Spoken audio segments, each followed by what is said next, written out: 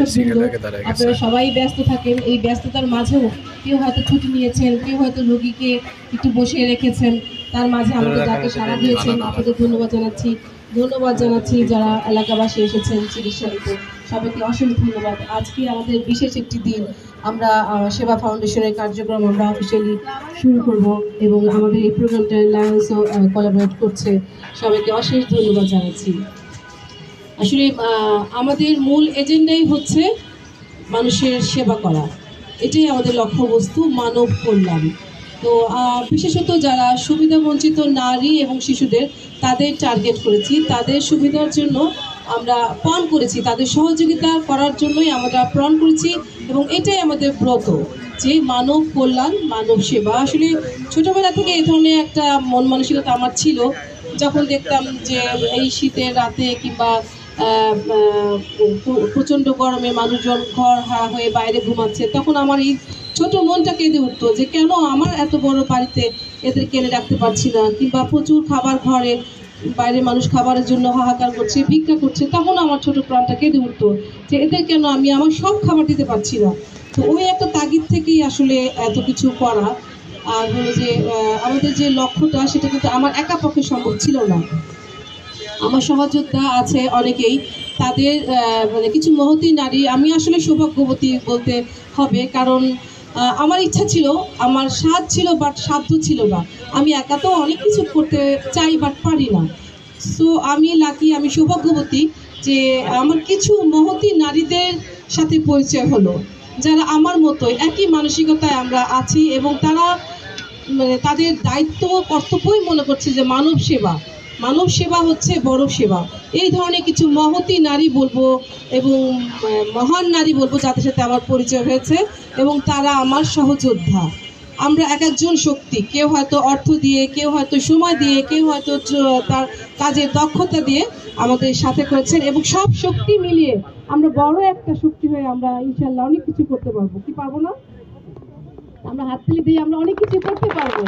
অনেক ফাউন্ডেশন কিন্তু আছে, কিন্তু আমি বলবো আমার মনে হয় যে অন্যান্য ফাউন্ডেশনের থেকে আমাদের ফাউন্ডেশনটা একটু ভিন্ন, একটু আলাদা। কারণ আমরা চাই, আমরা মনে প্রাণে চাই মানুষের উপকার করা, মানুষের সেবা করা। আমরা চাই যে সুন্দর একটি দেশ, সুন্দর একটি সমাজ, সুন্দর একটি পৃথিবী আমরা উপহার দিতে চাই, যে এই সমাজে, যেই দেশে, যে পৃথিবীতে নারীরা নির্ভয়ে, নির্বিঘ্নে কাঁধে কাঁধ রেখে কাজ করতে পারবে। পুরুষে নারীতে কোনো ভেদাভেদ থাকবে না, নারীরা কোনো ব্যবধান থাকবে না, সুন্দর মতো কাজ করে এগিয়ে যেতে পারবে। সেই লক্ষ্যে আমরা কাজ করছি, আপনারা আমাদের সাথে থাকবেন। আর আমাদের মূল মন্ত্রই হচ্ছে মানুষ মানুষের জন্য। সেই টার্গেটটা বা সেই টার্গেটটা ফিল আপ করার জন্যই আমরা প্রণ করেছি, যেটা আগেই বলেছি। তো আমি একা নই, আমার সহযোদ্ধাদের আপনাদের সাথে পরিচয় করিয়ে দিব। প্রথমে ডেকে নিচ্ছি হালিদা পারভিন, তো আসবেন সামনে সবাইকে।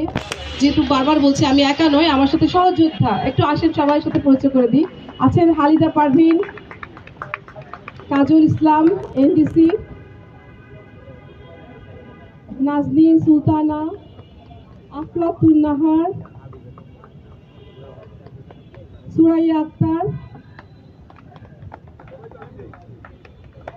শাহিনা সুলতানা মুনা, মাহবুবা ইমা, ইতি চৌধুরী মমো।